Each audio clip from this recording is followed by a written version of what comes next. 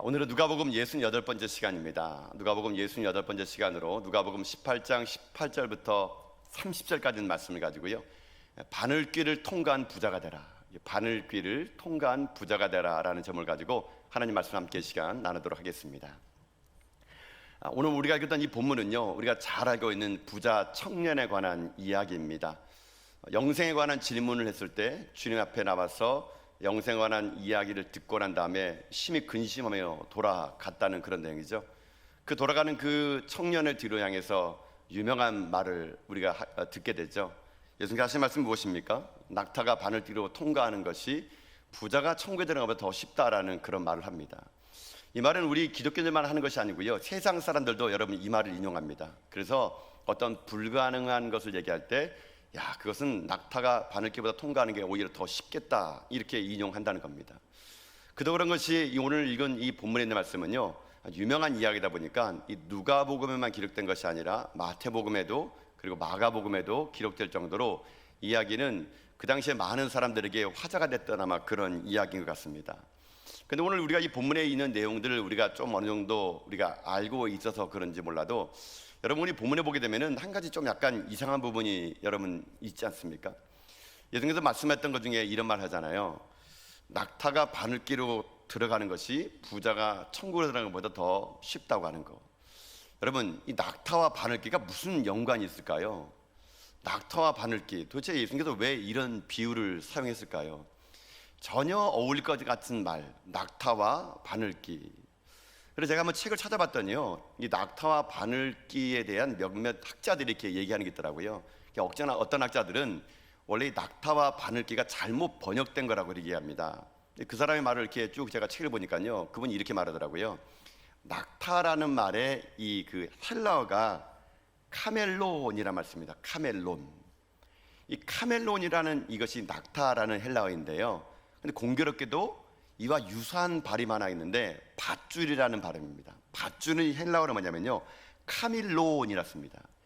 그러니까는 원래 이 여기에는요 카밀론, 밧줄로 써져 있었는데 이게 그 당시에 인쇄술이 없다 보니까는 벗겨졌고 또 옮겨졌고 하다 보니까 카밀론을 카멜론으로 바뀌어가지고 원래 밧줄이었는데 낙타가 되었다, 이렇게 주장하는 사람이 있습니다. 즉 이분들의 말을 들으면 어느 정도 이게 맞는 말 같습니다. 여러분, 밧줄하고 바늘귀는요 조금 이렇게 응용이 되지 않습니까? 예를 들면은 바늘귀에는 가는 실만 넣을 수 있는데 밧줄처럼 굵은 실은 바늘귀에 넣을 수가 없잖아요. 그러니까는 그 조그만한 바늘귀에 밧줄이 못 들어가는 거, 그것처럼 부자가 천국 가는 그렇게 어렵단다. 차라리 부자가 천국 가는 거는 내가 바늘귀에다가 밧줄 넣는 게 더 쉬울지 모르겠어, 이렇게 얘기하는 겁니다. 이 어떤 학자는 주장하기를, 그래서 이게 낙타가 아니고 번역상의 오류니 밧줄이 맞다, 이렇게 말을 한 학자가 있습니다. 또 다른 분의 그 글을 읽어보니까 그분은요 그게 아니라 그러더라고요. 이게 원래 바늘귀라는 게 실제로 이스라엘 가면은 바늘귀 문이라는 문이 있다는 겁니다. 그 문의 이름이 라피스라는 문이라 그러는데요, 이 문이 어떤 문이냐면요, 말 그대로 바늘귀처럼 자그마한 문이 있다는 겁니다. 그 당시에 예루살렘 성은요 여러 가지 문이 있었습니다. 그러다가 예루살렘 성은 낮에는요 성문을 활짝 열어놔가지고 성 안에 있는 사람들이 성 밖에 나가서 여러 가지 농사도 짓고 무역도 하고 여러 가지 일을 볼 수 있도록 하다가 밤이 되면은 성문이 닫히게 되거든요. 성문이 닫히게 되게 되면은 밤에 먼 길을 갔던 사람이 성전을 못 들어갈 때가 있고, 또 어떤 무역한 사람들이 오랜 시간을 건너왔다가 그만 저녁에 늦게 도착한 나머지 그 성 안에 못 들어갈 때가 있다는 얘기입니다. 그래서 그런 사람을 위해서 보안적으로 큰 문을 닫았지만 조그만한 쪽문을 하나 놨다는 얘기예요. 그 조그만한 쪽문이 뭐냐, 그게 바로 바늘귀 문이라는 겁니다. 제가 이번에 이 글을 이렇게 읽어보면서 실제로 예루살렘에 제가 성지순례 갔을 때 이 다메섹 문에 갔을 때 이 바늘귀 문을 본 것 같더라고요. 제 생각에는요. 그 문 옆에 조그만한 하나 문이 있던데 그 문이 지금 생각 보니까는 이 학자가 말한 것처럼 이 바늘귀 문, 즉 라피스라고 말하는 것일 수 있다는 겁니다. 어쨌거나 지금 이 학자들이 얘기는 좀 다르는데요, 또 한 사람은 이렇게 얘기합니다. 그것은 옛날에 이스라엘에 어떤 속담 같은 게 하나 나왔다 그럽니다. 속담이 뭐냐면요, 코끼리가 바늘구멍을 통과하는 것보다 어렵다, 뭐 이런 속담이 있다 그럽니다. 어쨌거나 지금 여러 가지 왜 바늘귀와 낙타가 나타나는지에 대해서는 불분명합니다. 어떤 게 맞는지는 모르겠어요. 중요한 거는 근데 뭐냐면요, 오늘 예수님께서 이걸 비유로 든 건 뭐냐면은 낙타건 코끼리든 비유의 핵심이 뭐냐면요, 아주 크다는 겁니다. 크다는 거. 그거에 비해서 뭐 하루살이나 바늘구멍은 작다라는 겁니다. 그러니까는 큰 거와 작은 거 전혀 어울리지 않고 큰 것이 자그마한 것에 들어가는 것은 불가능하다라는 걸 얘기하면서 결국 부자가 천국에 가는 것이 어렵다, 이렇게 말을 하고 있는 비유의 앞 내용이라는 것이거든요. 여러분은 이 말에 대해서 얼마나 동의하십니까? 아마 모르긴 몰라도 부자가 천국에 들어가기 어렵다라는 말을 들을 때 가장 여러분 가슴 아파할 사람 누굽니까? 부자들일 겁니다. 부자들. 여러분 지금 가슴 아프시면은 부자입니다. 가슴 안 아프시면은 가난한 사람들이에요. 여러분 이 말씀 한 후에 2000년 동안에 얼마나 많은 부자들이 가슴을 설렜을까요? 자기가 부자인데 예수님께서 부자가 천국에 못 간다고 말 들었을 때 아마 밤잠을 새면서 어떻게 천국 가지? 아마 연구를 했을 겁니다. 아마 모르긴 몰라도 이들은 부자다 보니까는 생각하기를, 그래 이러면 되겠다. 낙타가 들어갈 만한 바늘을 만들어 버리자. 그래 바늘을 크게 만들어 낙타를 들어가가지고 우리도 들어갈 수 있다, 뭐 이렇게 주장하고자 하는 마음도 있었을 것 같아요. 어쨌거나 지금 이 부자들은요 지금 고민스러운 겁니다. 야, 그럼 부자가 천국 못 간다면은 어떻게 해야지? 그런 염려를 했다라는 겁니다. 근데 오늘 본문에는요 바늘길을 통과한 부자가 되는 길이 있다라는 얘기예요. 우리가 볼 때는 불가능한 것처럼 보이고 어떻게 그렇게 자그마한 바늘구멍에 낙타가 들어간단 말이야, 이건 있을 수 없어 라고 말한 그 말에 가능성이 있는 말이 오늘 본문에 나오게 됩니다. 그럼 어떻게 하면은 부자가 이 바늘길로 들어갈 수가 있을까요?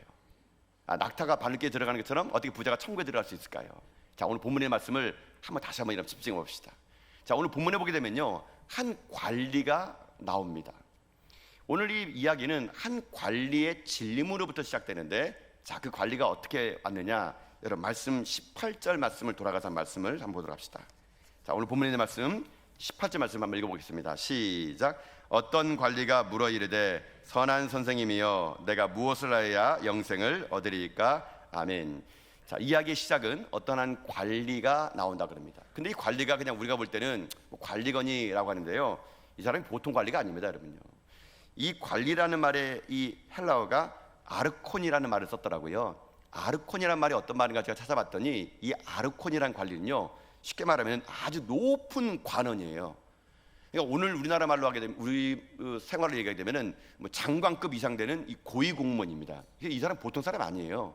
고위 공무원이 고위 공무원. 근데 이 사람이 또 어떤 사람인가? 오늘 이 23절을 보게 되면요 부자인데 어떤 부자냐? 큰 부자래, 큰 부자. 여러분 벌써 마음 가운데 좌절 오지 않습니까? 아니 큰 부자고 고위 공무원이고, 야, 부러울 게 없게 보이죠. 근데 우리의 이 부러움에 기름을 붓는 사건이 터지는데, 이 사람이 어떤 사람인가?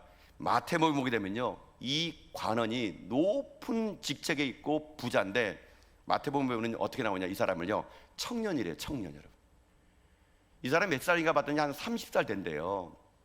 여러분 나이 먹어가지고 돈 벌어가지고 높은 관리가 되고 그 재물을 모았다 그러면 그냥 우리 수긍하잖아요, 그냥요. 근데 새파랗게 젊은 30대가 높은 장관이면서 큰 부자이다. 여러분 우리에게 어떻게 합니까? 이 부러움에 기름을 붓는 이런 일을 해버린 겁니다. 젊대요, 또 젊대. 여러분 나이 드신 분들은 젊기만 해도 얼마나 여러분 기쁘겠습니까? 근데 젊고 하는 거예요.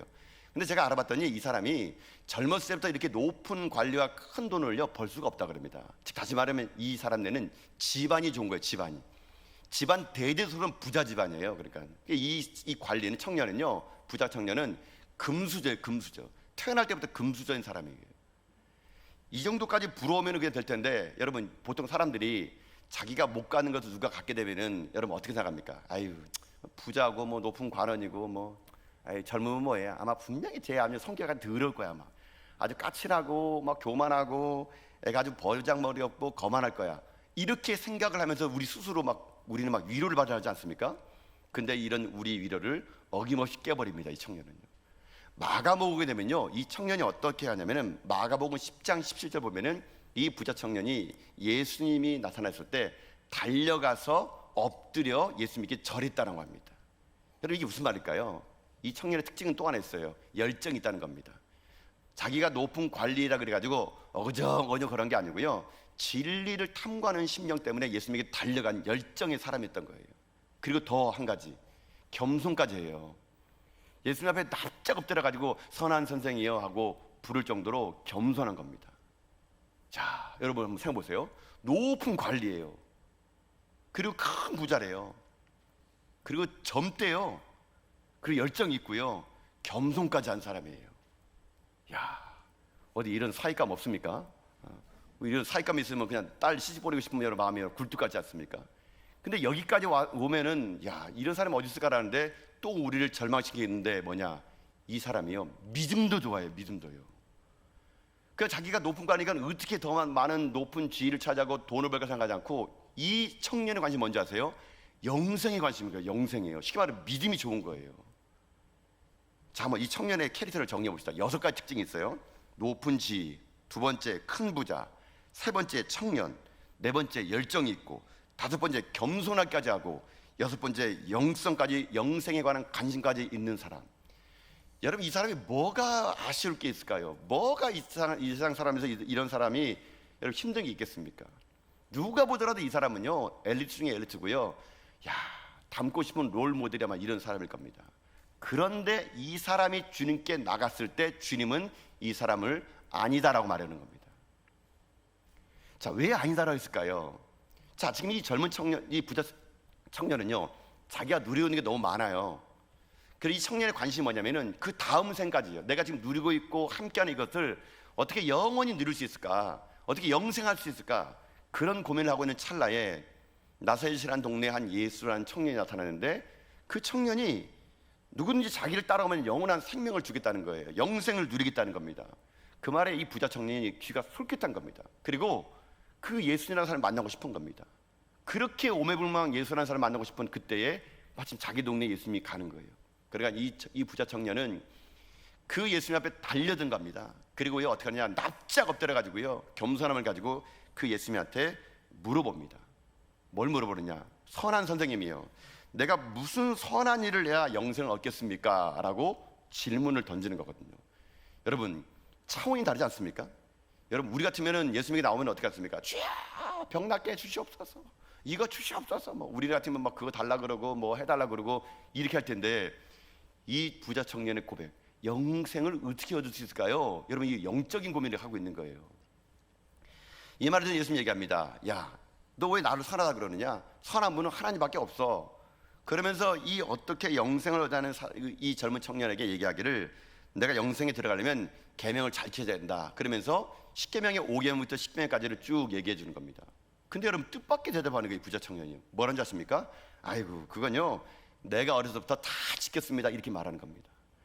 여러분, 진짜 이 청년이 지켰을까요? 안 지켰을까요? 지켰어요, 여러분요. 왜냐면요, 처음에 이 사람이 예수님에게 질문할 때, 선한 선생님이요, 내가 무슨 선한 일을 해야 영생을 얻을까요? 지금 이 사람은요, 계속 선한 일을 해온 사람이에요. 그래서 영생을 얻으려고 했던 사람이에요. 그러니까 이 10계명은 이 부자 청년은요, 진짜 분명히 지킨 사람 맞습니다. 근데 예수님께서 이 부자 청년의 그 내면을 꿰뚫어 보시면서 이렇게 물어보는데, 이 질문이 이 청년에게는 근심을 얘기합니다. 자, 어떤 질문이었을까요? 예수님이 예리하게 이 청년에게 다시 얘기하는 것이 여러분 22절이거든요. 자, 한번 말씀을 읽어봅시다. 자, 한번 같이 볼까요? 시작. 예수께서 이 말을 들으시고 이르시되, 내게 아직도 한 가지 부족한 것이 있으니 내게 있는 것을 다 팔아 가난한 자들에게 나눠주라. 그리하면 하늘에서 내게 보화가 있으리라. 그리고 와서 나를 따르라 하시니 아멘.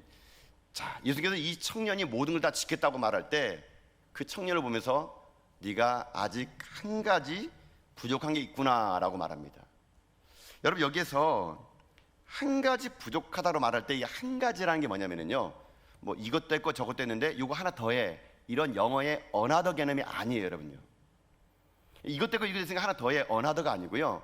원래 영어 성경 보게 되면 더 on으로 나와 있습니다.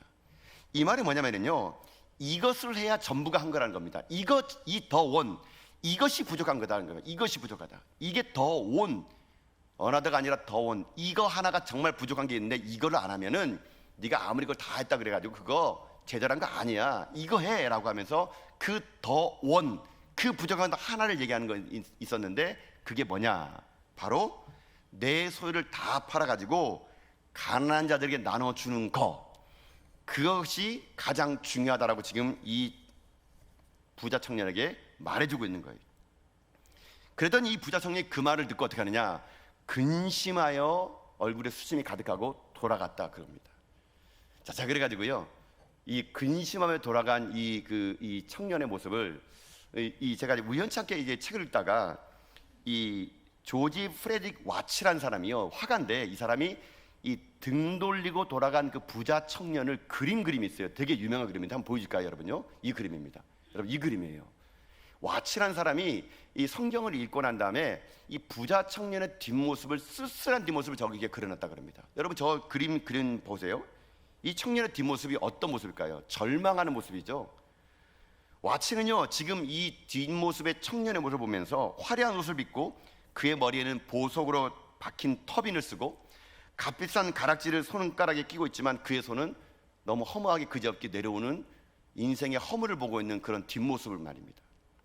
그런데 저는 이 뒷모습을요, 차차 보면서 뭘 느꼈냐면은, 와츠라는 사람은 이 부자 청년의 뒷모습 보면서 절망하고 간 이 청년의 뒷모습 봤지만, 저는 약간 이 뒷모습 보면서요, 뭘 봤냐, 희망을 봅니다. 왜냐하면은 이 부자 청년이 그 다음에 어떻게 했을까요? 제가 다 상상해 봤어요. 아마 이 부자 청년 집에 가서 두 가지의 결단을 했을 겁니다. 두 가지 중에 하나 선택했을 것 같아요. 하나는 뭐냐면, 아이고 내가 잘못 들었지, 아니 어떻게 이걸 다 팔아가지고 내 가난한 자에게 준단 말이야. 아이고 말도 마, 아이고 내가 잘못 갔지. 그냥 이것을 그냥 웃으면서 넘겨버릴 수도 있고, 또 하나는요, 예수님 말을 깊이 생각하고 진리를 깨달아요. 그래, 내 소유를 다 팔아서 주님을 따르겠다라고 결정할 수 있을지 모릅니다.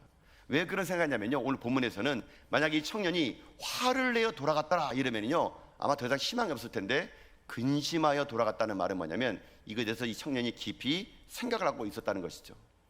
근데 중요한 건 뭐냐면요, 여기까지는 그냥 하나의 그냥 젊은 부자 청년에 관한 이야기예요. 그런데 이 이야기보다 더 중요한 게 있습니다. 오늘 본문은요, 여러분 지금까지 이 이야기를, 거봐 부자는 천국 못 가, 그러니까는 우리가 부자처럼 그렇게 하지 말고 하나님 앞에 부가 아니라 하나님에게 집중해야 돼, 여러분이 그렇게 설교만 들었다면요, 오늘 이 본문을요 조금 깊게 못 들어간 거예요.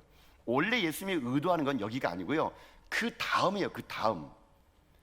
지금 부자 청년이 근심하며 돌아갈 그때에 예수님께서 뭐라고 말하느냐, 얘기하기를, 거 봐라, 재물이 많이 있는 사람은 하나님 나라 들어가기 어렵거든.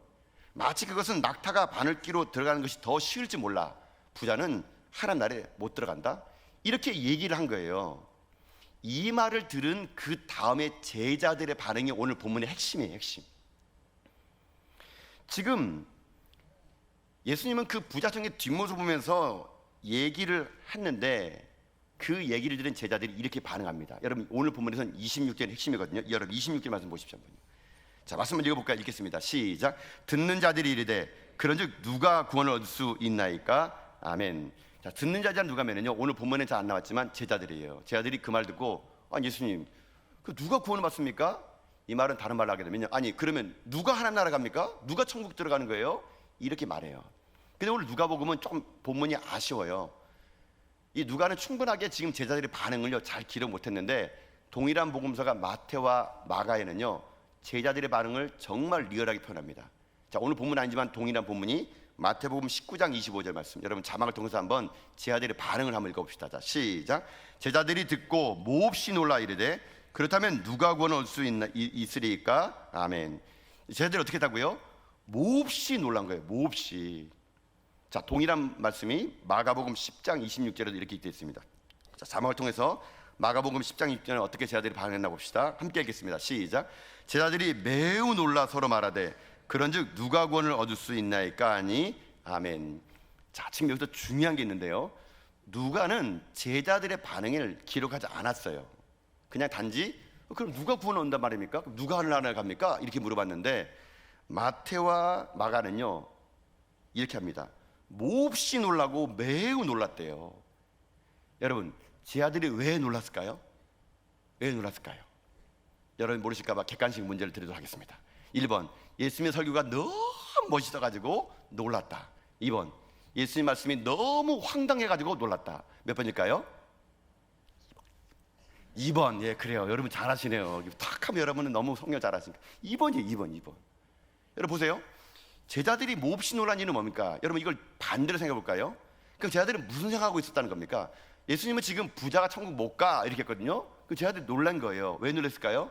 부자들 생각에는요, 아니 제자 생각에는 무슨 생각입니까?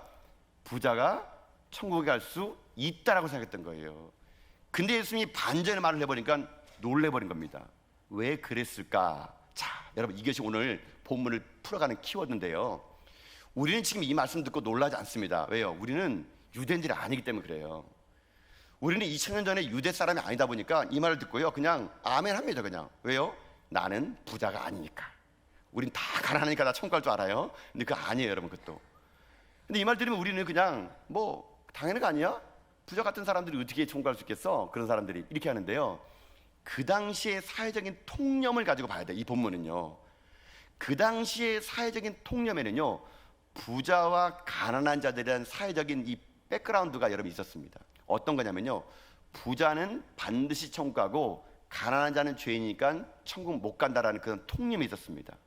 왜 통념이 생겼느냐? 이런 거예요. 그 당시 부자들은요, 여러분 상상해 보세요. 지금도 똑같아요. 부자라면 어떤 사람들입니까? 돈이 많은 사람이겠죠. 시간적인 여유도 있고 돈도 있고요, 소작농도 있고 밭도 있는 그런 사람들 겁니다. 여러분, 그런 사람들이 안식일을 지키기 쉬울까요? 어려울까요? 쉬워요, 쉬워. 안식일만 지키겠습니까? 소득의 11조를 드리는 것뿐만 아니라 봉사하고 구제하고 너무 쉬워요. 왜요? 돈 많으니까, 부자니까. 그러니까 사람들이 얘기합니다. 아유, 하나님께 복 받았네.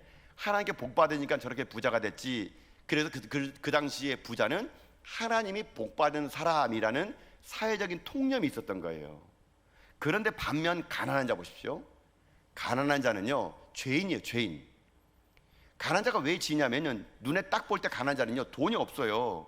먹을 게 없는 겁니다. 그러면요, 안식일을 거룩히 지켜라는 계명을 지키기가 어려워요. 당장 내가 안식일에도 일 안 하면은요, 먹고 살지 못하는 겁니다. 집에 가면 여우 같은 자식들, 아니 여우 같은 자식이 아니구나, 토끼 같은 자식들하고 여우 같은 마누라가 있는데 먹여 살려야 되잖아요. 먹여 살려야 되잖아요. 그러니까 어떻게 해요? 안식일날 부자처럼 쉬지 못하는 겁니다. 안식일날 일하면 안 되는 걸 알면서도요, 일을 하는 거예요. 그러면은 유대인들 보세요. 아유, 저 안식일날 일하는 저 죄인들, 저 지옥 갈 사람들, 손가락질 하는 거예요. 근데 자기도 일하고 싶은 게 아니거든요. 안식일날 일할 수밖에 없는 가난함이 있는 거거든요. 소득의 11조를 드릴 만한 돈이 없는 거예요. 봉사 구제 꿈도 못 꿔요, 여러분요. 이런 사람들을 보니까는 이 가난한 사람들은 죄인이에요, 죄인. 그러다 보니까 매일마다 손가락질 받는 겁니다. 그 당시의 사회 통념은 부자는 하나님 복 받은 자, 겉으로만 보기에요. 그들은 천국에 그냥 자유이용권을 그냥 딴 사람 받아먹는 거예요. 이 사람들 이용권 있는 사람들이에요. 가난한 사람들은, 이 사람들은 절대 천국 못 가는 사람들이에요. 이게 그 당시의 통념이었고 제자들도 그런 통념이었던 거예요. 제자들이 왜 놀랐냐면요, 자기네는 지금 예수님 따라왔잖아요. 베드로가 나중에 얘기하잖아요. 주님, 우리는 뭐 다 주님 버리고 왔거든요. 이렇게 하잖아요. 자기는 지금 예수님을 어떻게 알았냐면은, 예수님 잘 따라가면 이 사람이 나라를 만들면 내가 한 자리 차지하겠지. 그럼 예수님이 이 나라를 잘 구원하면은 내가 한 자리 차지하면 내가 높은 관원이 되고 내가 큰 부자가 되면 나 천국 갈 수 있을 거야. 자기네가 예수님 따르는 목적이 사실 있거든요. 자기네도 부자 되고 싶은 거예요. 높은 관원을 하고 싶은 거거든요. 지금 근심하고 돌아간 그 청년처럼 자기도 되고 싶었는데 예수님이 아니라고 말해보니까 제자들이 지금 너무 놀란 거예요. 그러면 어떻게 된 거야, 우리 인생은 다? 지금 제자들이나 사회적인 통념에는 부자는 천국, 가난하면 지옥, 이런 개념 속에 예수님이 완전히 이걸 뒤집어버린 말을 하는 겁니다. 부자는 절대로 천국 못 가라고 말을 해버렸다는 겁니다. 자, 그러면 여러분, 이것은요, 오늘날 이 시대에도 동일해. 이런 의식구조는 예수님뿐만 아니라 지금도 마찬가지예요. 여러분 솔직히 말해보세요. 여러분, 사장님이 여러분 교회 다니기 편할까요? 직원들이 교회 다니기 편할까요? 여러분, 뭐 사장님이 아닌 사람 모르시는 분 있는데 사장님이 교회 다니기 편해요, 여러분요. 여러분, 사장님은요, 돈이 있고 사장이잖아요. 시간적인 여유가 있어요. 얼마든지 여러분 주일날 와가지고 예배 드릴 수 있습니다. 물론 사장님이니까 바빠가지고 골프 치러 가느라고 못 올 수도 있지만요, 자기가 맘만 먹으면 얼마든지 예배 드릴 수 있어요. 사장님인데 돈이 있잖아요. 여유가 있잖아요. 그러니까는 여러분, 선교도 갈 수 있고요, 구제도 할 수 있고요, 봉사도 해요. 내가 좀 여유 있으니까. 근데 자기 공장은 돌려야 되거든요. 그래 자기가 부자 되니까. 근데 공장은 돌리다 보면은 직원들은 나와서 일 시키는 겁니다. 그럼 직원들은 보세요. 자기도 교회 다니는데 사장님이 와서 일하는 거예요. 그럼 직원들은 얘기하죠. 사장님 나빠요, 사장님 나빠요 이러면서 일을 하는 거니까. 뭐 계속 일을 하면 여러분 주일날 올 수 있겠습니까? 제대로 된 월급도 못 받으니까 남들처럼 실저도 못하죠, 봉사도 못하죠. 그러면 교회에서 얘기합니다. 아유, 집사님은 뭐 직분만 받아놓고는 뭐 아무것도 못해. 아이고. 자기도 그렇게 하고 싶지 않거든요. 근데 가난하니까 어떻게 가난한데? 가난한데 남들처럼 선교도 못 가고 헌금도 못 드리고, 그 가난한 사람 마음을 여러분 이해하십니까? 지금 예수님 당시나 지금이나 우리들에게 통념 속에는요, 겉으로 볼 때는 그저 헌금 많이 하고 봉사 많이 하고 구제 많이 하고 예배 나이스하게 드리면 아유 천국 갈 사람, 아이고 나중에 장로 될 분. 그렇지 않고 힘들게 어렵게 사는 사람, 격주를 한번 나오고 주일날 못 나오면 주중에 나와야 되는 사람은 아유 이거 왜 저렇게 신앙생활 하지 저게, 아유, 이렇게 말하는 것이 지금 오늘날이나 그 당시의 사회 통념이나 똑같다는 얘기거든요. 이런 통념 속에 예수님께서는요 부자의 마음을 꿰튼 거예요. 그래서 뭐라고 하지 않습니까? 부자에게 여러분 구약의 얘기를 지금 얘기해 줍니다. 여러분 이것은 제가 이제 이것을 이렇게 부자에게 얘기해 줄 거라 생각하는 건데, 여러분 출애굽기 20장 8절부터 10절까지 말씀 봅시다. 자, 한번 읽어볼까요? 출애굽기입니다. 20장 8절부터 10절까지 말씀 읽겠습니다. 시작. 안식일을 기억하여 거룩하게 지키라. 엿새 동안은 힘써 내 모든 일을 행할 것이나 일곱째 날은 내 하나님 여호와의 안식일인즉 너나 내 아들이나 내 딸이나 내 남종이나 내 여종이나 내 가축이나 내 문 안에 머무는 객이라도 아무 일도 하지 말라. 아멘. 예수님이 안식일 규정을 지어주면서 얘기합니다. 여러분 보세요. 점진적이에요. 처음엔 내 가족들, 내 아들이나 딸로부터 시작해가서 어떻게 합니까? 남종이나 여종, 더 나가서는 가축, 더 나가서는 객도 안식일을 어떻게 한다고요? 일시키면 안 돼요. 그런데 이런 출애굽기에 받던 이 율법을 이스라엘에 있는 부자들이 어떻게 하느냐? 부자들이 이 율법을 교묘하게 어깁니다. 자기는 안식일을 지키면서 종들에게는 일을 시킨 거예요. 자기의 부를 축적하기 위해서 밭을 사고 밭에다가 안식일날 종들을 보내가지고 일을 시킴으로 말미암아 부자들은 계속 부자가 되고 가난한 사람은 계속 가난하게 되고, 부자는 계속 하는 게 복을 받고 가난한 사람은 계속 하는 게 저주를 받아 겉으로 볼 때는 천국 갈 사람, 지옥 갈 사람이 딱 구분되는 이런 사회가 바로 사회적인 통념 속에 있는 예수님 시대의 부자와 가난한 자의 이야기였다는 겁니다. 그러니까 예수님 입장에서는요, 지금 부자들이 자기들은 율법을 지킨다고 하면서 안식일날 나와가지고 일을 하지 않으면서 자기 밭에는 종들을 보내놓고 일을 시킴으로 인해 가지고 가난하고 힘든 자들을 안식일을 못 지키게 하는 그런 부자의 형태를 본 거예요. 그러니까 예수님께서 하는 뭐냐면 야, 가난한 자들도 와서 예배 드릴 수 있고 가난한 자도 안식일 지킬 수 있도록 너 지금 부자지, 그러면 너 그 소유를 팔아가지고 가난한 사람 줘. 그래서 그 사람이 형편이 어려워가지고 하나님께 나와서 예배 드리지 못하도록 예배 드릴 수 있도록 너에 있는 것을 나눠서 가난한 자에게 주어라. 그게 안식일의 진정한 뜻이란다. 이 부자 청년이 하는 말은 뭔지 아십니까? 네가 다 시키면 시켰다고? 내가 보니까 시킨 것이 아니란 겁니다. 더 중요한 게 있는데 그것을 나눠주지 못하면 네가 지킨 건 아무것도 아니다라는 겁니다. 그러면서 여러분 예수님께서요, 출애굽기 보게 되면은 안식일을 하나님께서 이렇게 더 얘기합니다. 자, 여러분 출애굽기 아까 말씀 20장인데 10절부터 11절 말씀 한번 더 읽어봅시다. 한번 자막도 읽어볼까요? 함께 읽어보겠습니다. 시작. 일곱째 날은 내 하나님 여호와의 안식일인즉 너나 내 아들이나 내 딸이나 내 남종이나 내 여종이나 내 가축이나 내 문 안에 머무는 객이라도 아무 일도 하지 말라. 이는 엿새 동안에 나 여호와가 하늘과 땅과 바다와 그 가운데 모든 것을 만들고 일곱째 날에는 쉬었습니다. 그러므로 나 여호와가 안식일을 복되게 하여 그날을 거룩하게 하였느니라. 아멘. 인간은 평생 살면서 이 안식일을 지켜야 됩니다. 이게 하나님의 창조의 질서의 원리였어요. 그런데 정작 부자들은 자기들은 율법을 지킨다 그러면서 동등하게 창조된 하나님의 사람인 약자들과 가난한 자들에게 전혀 배려가 하지 않은 겁니다. 율법을 쉽게 지킬 수 있는 특권을 가진 이 부자들이 가난한 자들에서 무관심과 배려가 없는 이 사회, 약자들과 가난한 자들에게 배려가 없는 부자들의 그 사회 속에 예수님이 자기가 모든 걸 지켰다고 말하는 그 부자 청년에게 말하기를 내게 있는 것을 다 팔아서 가난한 자에게 나눠주고 나를 따르지 않으면 너는 내 제자가 될 수 없다라고 말을 합니다. 여러분 이 말은 오늘 우리들에게도 적용이 되는 말이에요. 결국 예수님이 하고 싶은 말의 핵심 뭔지 아십니까? 오늘 이 설교의 핵심 주제가 뭐냐면요, 딱 하나예요. 바로 이웃사랑이에요. 이웃사랑. 하나님을 사랑한다 그러면서 이웃을 사랑하지 않으면 그것은요, 진정한 율법을 지킨 것이 아니란 얘기입니다. 이 부자 청년은요, 자기가 말씀을 지키고 말씀을 내가 어기지 않고 어렸을 때부터 이걸 다 지켰다고 하지만 반쪽이에요, 반쪽.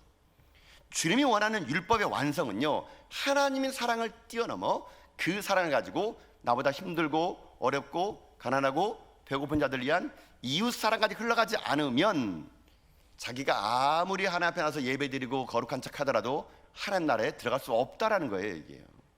이게 이 본문의 핵심이라는 겁니다. 여러분, 그렇다고 어떤 사람 얘기합니다. 아이고, 나는 뭐 가난하니까 무조건 천국 티켓이야.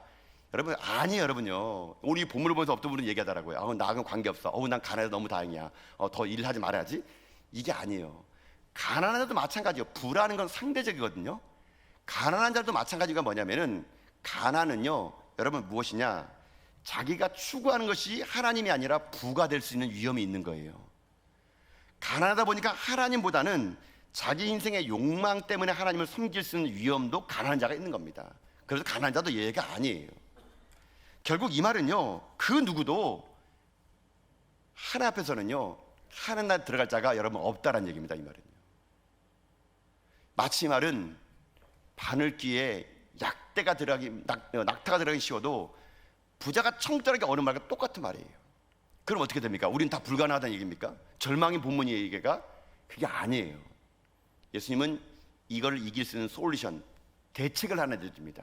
자, 그 대책이 뭐냐? 27절의 말씀이에요. 자, 이 말씀 여러분들이 밑줄 그으시고 여러분이 이 말씀을 암송하시면서 선포하면 좋을 것 같아요. 자, 27절 말씀 읽겠습니다. 시작. 이르시되 무릇 사람이 할 수 없는 것을 하나님은 하실 수 있느니라. 아멘. 여러분, 이 말이 무슨 말인지 아십니까? 이 말은요, 사람이 아무리 선을 행하고 아무리 내가 은혜를 베풀고 아무리 하더라도 하나님의 은혜가 아니고서는 결코 천국에 들어갈 수 없다는 얘기예요. 여러분, 하나님이 아니고서는 할 수 없어요. 우리는요, 천국 들어갈 수 있는 자격이 없어요. 여러분요, 우리가 아무리 율법을 지키고 아무리 우리가 선행을 한다 하더라도 여러분, 우리는요 할 수 없습니다. 그러나 우리는 할 수 없지만 하나님은 하실 수 있다는 얘기예요. 스스로 하나님 나라 들어갈 수 없지만 하나님은 우리를요, 하나님 나라 들어갈 수 있도록 우리를 만들어 주시는 거예요. 우리를 변화시켜 주시는 거예요. 여러분, 참 공교롭게도 이 본문이요, 제가 누가복음은 지금 강의를 하고 있는데 이 18장 이후에 19장에서는요, 그럼 이렇게 살 사람은 어디 있어라고 말하지만 19장에는 진짜 이렇게 한 사람이 한 명이 나와요. 누가 나온지 아세요? 우리 나중에 보겠지만 삭개오 나와요. 삭개오는 어떤 사람? 이 부자 청년은 근심하고 돌아갔잖아요. 삭개오는 예수님 말 듣고 어떻게 하셨습니까? 주여, 그러면 나의 소득을 가난한 자에게 다 나눠주겠습니다. 이렇게 말합니다. 그랬더니 예수님이 삭개오에게 하는 뭔 말입니까? 오늘 이 집에 구원이 임했다고 말하는 거예요. 참 이 본문의 배치가 참 재밌죠. 18장에서는 안 되는 사람을 얘기했다가 우리도 절망이처럼 보였지만 사람은 할 수 없지만 하나님으로 된단다 라고 말해주면서 그 샘플 모델을 19장에 가서 삭개오 이야기를 통해서 가능하구나 라고 말해주는 거죠. 여러분, 이게 무슨 말일까요? 바늘길을 통과한 부자가 있을 수 있다는 얘기입니다. 여러분요, 지금까지 하나님은 2000년 역사 속에서, 예수님이 승천하신 후에 2000년 역사 속에서 바늘길을 통과한 부자들을 통해서 하나님 지금도 역사를 만들어 갔다는 얘기예요. 여전히 하나님 지금도요, 바늘길을 통과한 부자들을 통해서 하나님의 일들을 지금도 만들어가기 원하시는 겁니다. 하나님은요, 낙타가 바늘길로 들어갈 수 없을 만큼 낙타를 작게 만드는 것은 우리에게 불가능하고, 부자가 하나님 나라에 들어가도 적합하도록 그를 변화시켜서 불가능하게 우리가 보일지라도 하나님에게는 그것이 가능하다는 겁니다. 하나님은요, 바늘길을 그대로 두고서 낙타를 변화시킬 수 있는 것처럼요, 우리들의 인생의 삶도 하나님은 변화시킬 수가 있다는 것이거든요. 하나님은 우리에게 이 깨우침을 주시고 눈을 열어주시고 힘을 주셔서 우리가 바늘길을 통과할 수 있을 만큼 우리를 작게 만들 수 있는 분입니다. 여러분, 사람은 할 수 없습니다. 나는 내 인성으로 내가 변화될 수 없는 존재거든요. 그러나 하나님은 가능해요. 우리들의 인생의 삶에 찾아오셔서 나를 바늘길을 통과한 부자로 만들 수 있도록 나를 작게 변화시키는 분이 하나님이라는 겁니다. 그래서 내가 예수를 만나게 되면요, 사회적인 통념을 뛰어넘어서 우리가 이 땅 가운데 바늘길을 통과한 부자가 될 수 있는 거예요. 여러분, 그럼 이제 실천의 삶만 우리가 남은 거예요. 우리가 어떤 삶을 살아야 될까요? 바늘길 통과한 부자가 돼야 돼요. 그럼 어떻게 될까요? 여러분, 우리 주변에 끊임없이 가난한 자는 계속 생길 겁니다. 나도 가난한 자면 나보다 더 가난한 자가 있으면 그 사람은 상대적으로 내가 부한 자예요, 여러분요. 그럼 우리 어떻게 해야 될까요? 세상은요, 끊임없이 부한 자와 가난한 자는 영원히 있을 겁니다. 건강한 자와 건강치 못한 자는 영원히 있을 겁니다. 행복한 자와 그렇지 못한 자가 영원히 있을 겁니다. 그럼 우리가 볼 때는 세상이 너무 불공평한 것 같아요. 이 사람은 태어날 때도 금수저고 이 사람은 태어날 때도 흙수저라면 얼마나 이 세상이 불공평합니까? 왜 이런 불공평한 세상을 하나님 귀에 놔둘까요? 그건 우리들의 몫으로 놔둔 거예요, 여러분요. 하나님이 이 세상을요 평등하게 만들 수 있지만 평등함을 뛰어넘어 더 아름다운 세상을 우리에게 꿈꾸게 하십니다. 그 아름다운 세상이라는 게 무엇이냐? 바로 힘 있는 자가 힘 없는 자를 도와주는 세상인 것이죠. 부자가 약한 자를 배려해주는 세상인 것이죠. 건강한 자가 그렇지 않은 자를 도와주는 세상입니다. 도울 것 없는 세상보다 도울 것 있는 세상이 더 아름다운 세상이고요, 해줄 것 없는 세상보다 무언가를 해줄 것 있는 세상이 더 좋은 거예요. 결국 이 땅에 약함이 있고 불안함이 있는 것은 우리로 하여금 하나님의 사람이라고 우리가 증명해낼 수 있는 기회가 될 수 있다는 것이에요. 하나님은요 지금 이 시대에 교회를 통해서, 성도를 통해서 약하고 힘없고 가난하고 눈물 나는 자들에게 흘려보내라는 겁니다. 배려하라는 겁니다. 우리만을 위한 교회를 뛰어넘어서 세상을 향한 교회가 되어야 되는 거예요. 여러분, 그것이 바로 예수님께서 부자 청년에 했던 말이거든요. 오늘 우리는 예수님 앞에 섰습니다. 여러분 인생의 주님 오늘 말씀하실 겁니다. 너도 가서 이와 같이 하라고요. 우리들의 삶에 많은 것이 주어졌습니까? 없다고 하지 않았어요. 여러분요, 누구와 상대적으로 바라보게 되면 분명히 있는 게 있어요. 그거를 어떻게 해야 되냐? 남을 배려해 줘야 됩니다. 교회 안에 성도들이 약한 사람이 있습니까? 여러분 그 사람을 품어주세요. 교회 중에 어려운 사람이 있습니까? 생생되지 말고 남을 도와주세요.